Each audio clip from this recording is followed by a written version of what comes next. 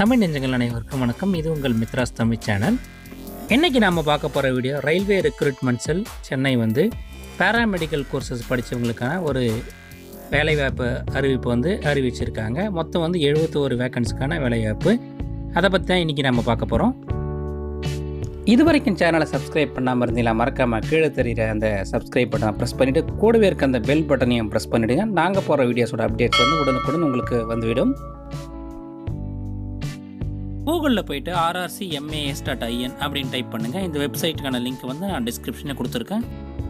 அதுக்கப்புறம் லெஃப்ட் சைடில் பார்த்தீங்கன்னா என்கேஜ்மெண்ட் ஆஃப் பேராமெடிக்கல் கேட்டகரிஸ்னு இருக்குது. அந்த லிங்க் கிளிக் பண்ணுங்கள். அதுக்கப்புறம் click here to view full notification இருக்குது. அந்த டேப் கிளிக் பண்ணுங்கள். அதுக்கப்புறம் இந்த நோட்டிஃபிகேஷன் பேஜ் டிஸ்பிளே இதில் பார்த்தீங்கன்னா இதுக்கான லாஸ்ட் டேட்டுன்னு பார்த்தீங்கன்னா அப்ளை பண்ணுறதுக்கு 27/8/2018. இந்த அப்ளிகேஷன்ஸ் நீங்கள் ஆன்லைன் மோடில் மட்டும் தான் சப்மிட் பண்ணணும்னு சொல்லியிருக்காங்க. ஒருத்தர் ஒரு கேட்டகரிக்கு மட்டும்தான் அப்ளை பண்ணணும்னு சொல்லியிருக்காங்க. மொத்தம் 8 ஜாப் கேட்டகரிஸ் ரெக்யர்மெண்ட்டுக்காக கொடுத்துருக்காங்க. நர்சிங் சூப்பரண்டன்ட், அப்புறம் மொத்தம் ஹெல்த் அண்ட் மலேரியா இன்ஸ்பெக்டர், அது மாதிரி மொத்தம் 8 கேட்டகரிஸில் கொடுத்துருக்காங்க. அதுக்கான பே ஸ்கேல் லெவல் அது எல்லாத்தையும் கொடுத்துருக்காங்க. பக்கத்துலேயே பார்த்தீங்கன்னா என்னென்ன வேலைக்கு எவ்வளோ வேக்கன்ஸ் காலியாக இருக்குதுன்னு கொடுத்துருக்காங்க. அதுலேயே கம்யூனல் பிரேக்கப், அதாவது கம்யூனிட்டி வைஸ் எந்தெந்த கேஸ்ட்டுக்கு எவ்வளோ வேக்கன்ஸ் இருக்குது அந்த டீட்டெயில்ஸ் எல்லாம் கொடுத்துருக்காங்க.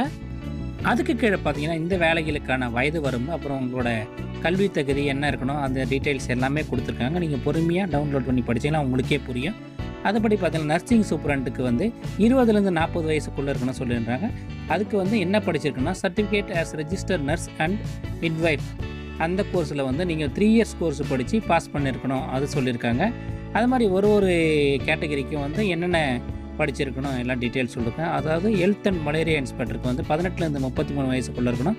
அவங்க பிஎஸ்சி கோர்ஸை கெமிஸ்ட்ரி ஆப்ஷனல் சப்ஜெக்டாக படிச்சிருக்கணும். மெயின் இல்லைனா ஆப்ஷனல் சப்ஜெக்டாக படிச்சிருக்கணும். அது மாதிரி அது கூட 1 year diploma of health or sanitary inspector course படிச்சிருக்கோம். அப்படி இல்லைனா 1 year national trade certificate in health sanitary inspector course, அந்த கோர்ஸ் படிச்சிருக்கணும். என்சிவிடி அங்கீகாரம் பெற்ற இன்ஸ்டியூட்டில் படிச்சிருக்கணும் அப்படின்னு சொல்லியிருக்காங்க. அதுக்கப்புறம் ஈமோ டயாலிசி டெக்னீஷியன் 20 to 33 வயசுக்குள்ளே இருக்கணும் அப்படின்னு சொல்லியிருக்காங்க. அவங்க பிஎஸ்சி, அப்புறம் diploma in haemodialysis or 2 years satisfactory in house training or experience in haemodialysis, அந்த கோர்ஸ் படிச்சிடணும். இந்த வேலைகளுக்கான கல்வி தகுதி டீட்டெயிலாக இந்த ரைட் சைடில் கொடுத்துருக்காங்க. நான் முக்கியமான பாயிண்ட்ஸ் மட்டும் தான் சொல்லியிருக்கேன். நீங்கள் டவுன்லோட் பண்ணி படித்து பார்த்துட்டு நீங்கள் அப்ளை பண்ணு. அதுக்கு அடுத்த கேட்டகரி பார்த்தா ரேடியோகிராஃபர். இவங்க 18 to 33 வயசுக்குள்ளே இருக்கணும் அப்படின்னு சொல்லியிருக்காங்க. அவங்க 10+2 with physics and chemistry and diploma in radiography and X-ray technician, அந்த கோர்ஸ் படிச்சிருக்கணும்னு சொல்லியிருக்காங்க. இது வரைக்கும் சப்ஸ்கிரைப் பண்ணாமல் இந்த வீடியோவை பார்த்துருந்தீங்கன்னா மறக்காமல் சேனலை சப்ஸ்கிரைப் பண்ணி சப்போர்ட் பண்ணுங்க. இன்னும் பல யூஸ்ஃபுல்லான வீடியோஸ் எல்லாம் உங்களுக்காக காத்துட்ருக்கு.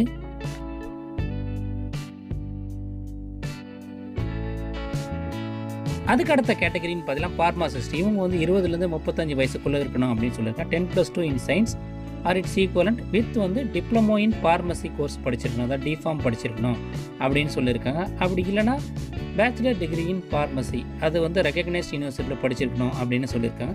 அடுத்த கேட்டகரி பார்த்தீங்கன்னா இசிஜி டெக்னீஷியன். இவங்க 18 to 33 வயசுக்குள்ளே இருக்கலாம்.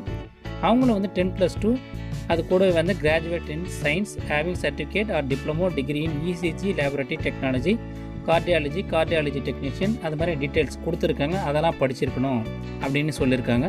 எதுவுமே டிஸ்டன்ஸ் மோடில் படிச்சிருக்கக்கூடாது, அதையும் சொல்லியிருக்காங்க. அதையும் பார்த்துங்க. அதுக்கப்புறம் லேபரட்டரி அசிஸ்டன்ட் கிரேட் 2, அவங்க 18 to 33 வயசுக்குள்ளே இருக்கலாம்.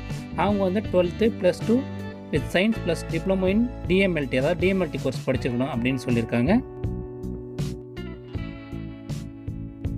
அதுக்கு கீழே பார்த்தீங்கன்னா SC/ST கேண்டிடேட்ஸ் 5 years ஏஜ் ரிலாக்ஸேஷனும், அப்புறம் 3 years OBC non creamy layer கேண்டிடேட்ஸும் கொடுத்துருக்காங்க. அதுக்கப்புறம் 10 years ஃபிசிக்கலி சேலஞ்சு பர்சன்ஸ்க்கு கொடுத்துருக்காங்க. அதுக்கு கீழே பார்த்தீங்கன்னா எக்ஸாமினேஷன் ஃபீஸ்ன்னு சொல்லிட்டு அன்ரிசர்வ்டு ஓபிசி கேண்டிடேட்ஸ்க்கு 500 rupees, அதில் 400 rupees நீங்கள் ஸ்க்ரீனிங் டெஸ்ட் அட்டன் பண்ணால் ரீஃபண்ட் பண்ணுறோன்னு சொல்லியிருக்காங்க. அட்டன் பண்ணாதவங்களுக்கு ரீஃபண்ட் ஆகாது. அதுக்கப்புறம் SC/STக்கு பார்த்தீங்கன்னா அப்புறம் பிடபிள்யூடி உமன் கேண்டிடேட் அவங்களுக்கு 250 ரூபா எக்ஸாம் ஃபீஸாக சொல்லியிருக்காங்க. இது ஃபுல்லாக ரீஃபண்ட் பண்ணுறாங்கன்னு சொல்லியிருக்காங்க.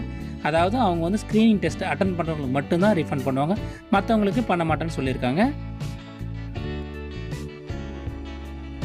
அதுக்கப்புறம் இந்த 8 வேலைகளுக்கான சம்பள விகிதத்தை கொடுத்துருக்காங்க. நர்சிங் சூப்பரண்டென்ட்டுக்கு வந்து பேசிக் பே வந்து 44,900 சொல்லிவிட்டு அவங்களுக்கு வந்து அப்ராக்சிமேட்டாக மாதத்துக்கு வந்து 62,600 வரைக்கும் கிடைக்கும் அப்படின்னு சொல்லியிருக்கேன். அது மாதிரி 8 பிரிவுக்கு வந்து என்னென்ன சேலரி, பேசிக் பே, எவ்வளோ மாதம் கிடைக்கும் அது எல்லாமே டீட்டெயிலாக கொடுத்துருக்காங்க. நீங்கள் பொறுமையாக படிச்சிக்கலாம், உங்களுக்கே புரியும்.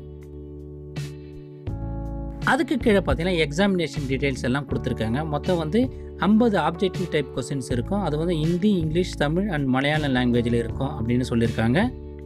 எக்ஸாமோட டியூரேஷன் பார்த்தீங்கன்னா 45 நிமிஷம். அதுக்கப்புறம் வந்து உங்கள் எக்ஸாம்ஸ்க்கு டேட்ஸு, வென்யூ, அந்த டீட்டெயில்ஸ் எல்லாமே வந்து உங்களோட மொபைல் நம்பருக்கு எஸ்எம்எஸ் ஆகும். உங்களோட இமெயில் ஐடிக்கு டீட்டெயில்ஸ் எல்லாமே வந்து சென்ட் பண்ணுவோம் அப்படின்னு சொல்லியிருக்காங்க.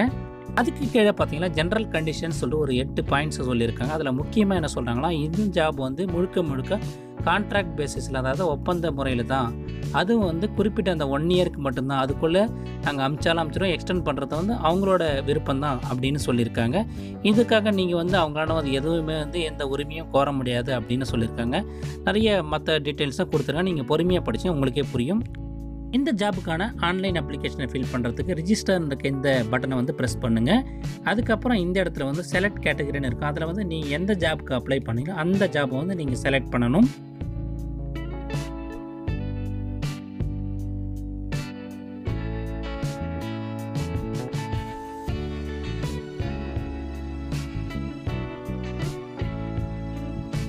செலக்ட் பண்ண தான் இந்த பேஜ் வந்து டிஸ்பிளே ஆகும். இதில் வந்து நிறைய இன்ஸ்ட்ரக்ஷன் கொடுத்துருக்காங்க. அது எல்லாத்தையும் படிச்சுட்டு ப்ரொசீட் டு நெக்ஸ்ட் பேஜ்னு இருக்குது, அந்த பட்டனை வந்து ப்ரெஸ் பண்ணுங்கள்.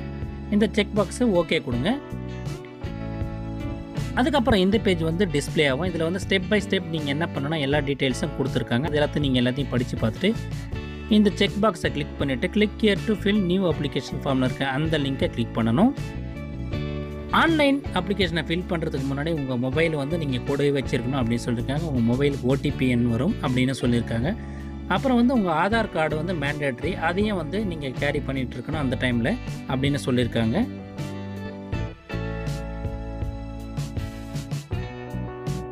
அதுக்கப்புறம் உங்களோட ஆன்லைன் அப்ளிகேஷன் பேஜ் வந்து இந்த மாதிரி டிஸ்பிளே ஆகும். இதில் உங்களோட டீட்டெயில்ஸை வந்து தப்பு இல்லாமல் பொறுமையாக எல்லாத்தையும் கரெக்டாக ஃபில் பண்ணிவிட்டு ப்ரொசீட் டு நெக்ஸ்ட் பேஜ்னு இருக்க அந்த பட்டனை ப்ரெஸ் பண்ணி உங்கள் மற்ற டீட்டெயில்ஸ் எல்லாம் ஃபில் பண்ணி உங்கள் பேமெண்ட்டை ப்ராசஸ் பண்ணதும் உங்களோட அப்ளிகேஷன் வந்து ஜென்ரேட் ஆகிடும்.